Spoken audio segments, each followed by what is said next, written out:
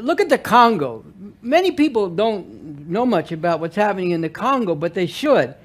You know, in the past couple of decades in the Congo, I think more than 5 million people have died in these internecine, you know, conflicts within the Congo. And you could sit there and say, oh, another shithole country. Look what the people are doing to each other.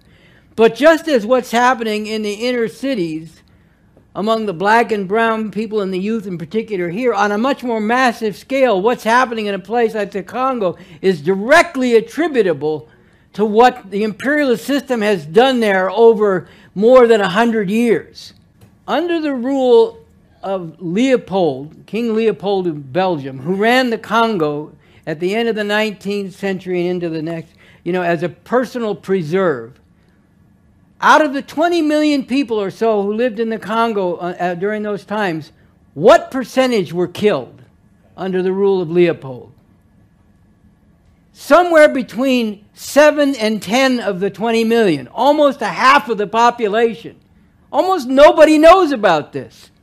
Think about that. They were put to work under the most horrific conditions, mining rubber and other things, and if they didn't meet the quotas or in some other way they were considered a problem, they had their hands cut off if they weren't killed.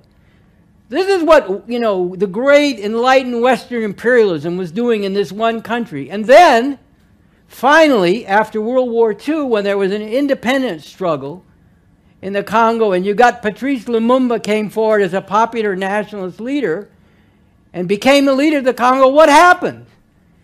The U.S. imperialists moved to get rid of Lumumba.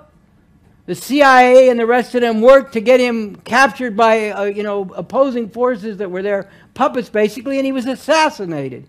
And what came out of all that? Mobutu, who was kept in power by the U.S. for 4 decades, plundering the country and as a puppet of the U.S. for 4 decades, and subjecting the massive people there to terrible conditions. And this is why the Congo is such a mess now.